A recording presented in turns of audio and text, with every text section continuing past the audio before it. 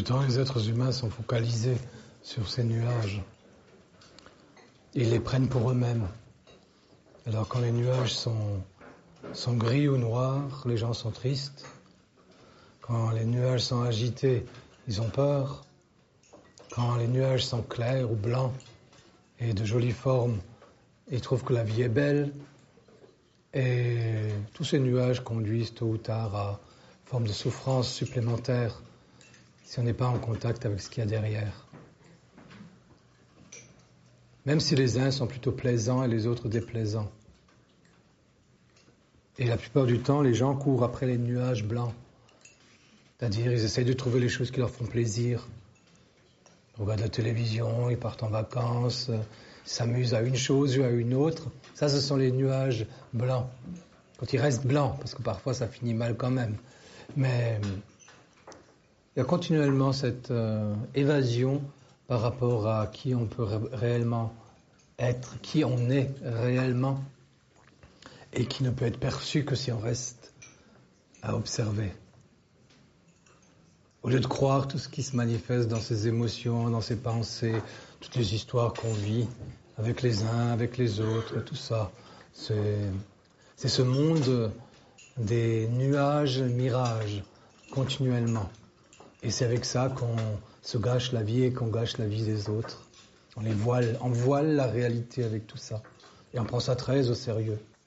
C'est ça qu'on se met en colère, ou en déprime, ou on a peur.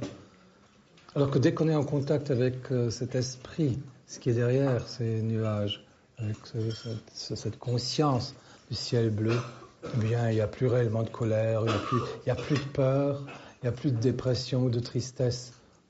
On voit une espèce de souffrance inutile de tout ce qui est à l'avant. Et celui qui est en contact avec le bleu du ciel, avec donc ce qu'il y a derrière ces nuages, avec son essence, son esprit, celui-là, il vit la même vie que les autres. Il mange comme les autres, il part en vacances comme les autres, il travaille comme les autres, il a des enfants comme les autres, il est le fils de quelqu'un ou la fille de quelqu'un comme les autres. Mais plus dans ces alternances de recherche de la joie ou des plaisirs, nuages blancs, ou dans la fuite devant l'agitation et l'angoisse et la peur, ou la négativité de la tristesse ou de la dépression. Oui. C'est quelque chose qui s'arrête naturellement.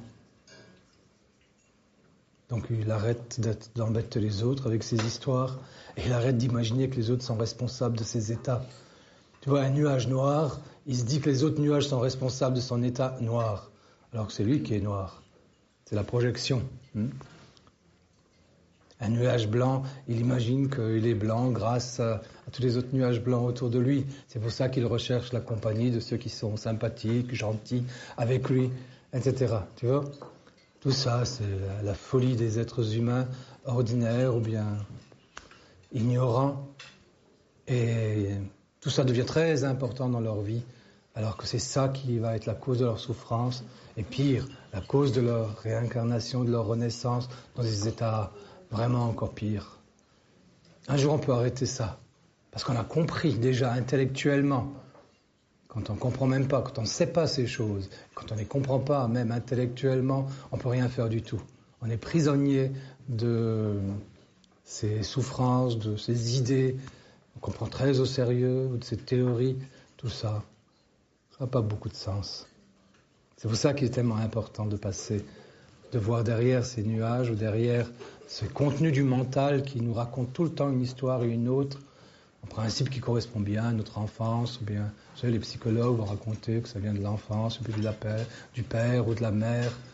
Ceux qui font des constellations, ils vont dire, oh là, ça vient d'une intrication systémique. Tu vois, chacun invente son histoire, qui en plus est vraie, mais qui n'a aucun sens. Pour quelqu'un qui est vraiment en chemin, il voit qu'il est composé de tout ça, mais il ne s'identifie plus à tout ça. Il le voit et il décide de vivre autrement.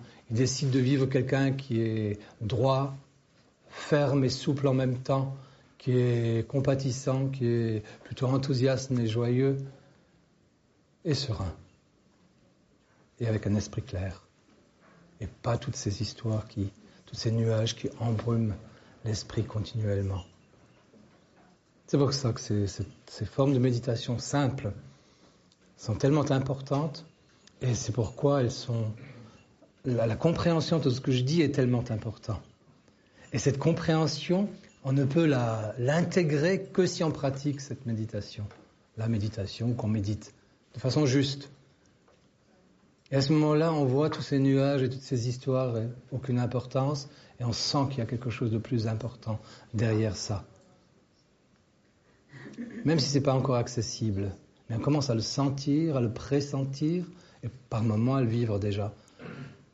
Et en même temps, quand on est dans la vie, avec toutes les histoires quand même, puisqu'elles existent, on ne prend plus aucune histoire au sérieux. On se dit, oui, c'est des ingrédients de la vie. Et à cause de son propre karma, on se dit, là, je souffre encore parce que j'ai dû faire du mal dans le passé, j'ai dû dire du mal dans le passé, j'ai dû penser et cultiver des pensées mauvaises dans le passé, donc je souffre encore de ça. Mais je ne peux plus le prendre vraiment au sérieux. Et surtout, je ne peux plus accuser quelqu'un d'autre d'être responsable de mes histoires. Quand quelqu'un ne me salue pas ou n'est pas souriant avec moi, ou même me critique négativement, tout ça, je l'ai cherché moi-même, je l'ai provoqué moi-même, et c'est pas l'autre qui est responsable de ça. Voyez ? On comprend ces choses, et la vie devient tellement plus agréable de toute façon, même quand on n'est pas dans une bonne situation. Et pour ceux qui sont dans une bonne situation, parce qu'il y a des gens qui sont dans une bonne situation relationnelle, dans une bonne situation matérielle, pour ceux-là, ils profitent encore plus de la vie, et parce qu'ils peuvent profiter d'autant plus de la vie, même matérielle ou relationnelle, ils deviennent des êtres bons pour les autres. Voyez ? Et ceux qui ne comprennent pas ça, ils se gâchent même la vie là où ils pourraient en profiter joyeusement. C'est pour ça que la compréhension de ces choses est tellement importante. Et ensuite, la pratique méditative qui permet d'intégrer vraiment, de savoir que ce n'est pas une théorie, que c'est la réalité immédiate.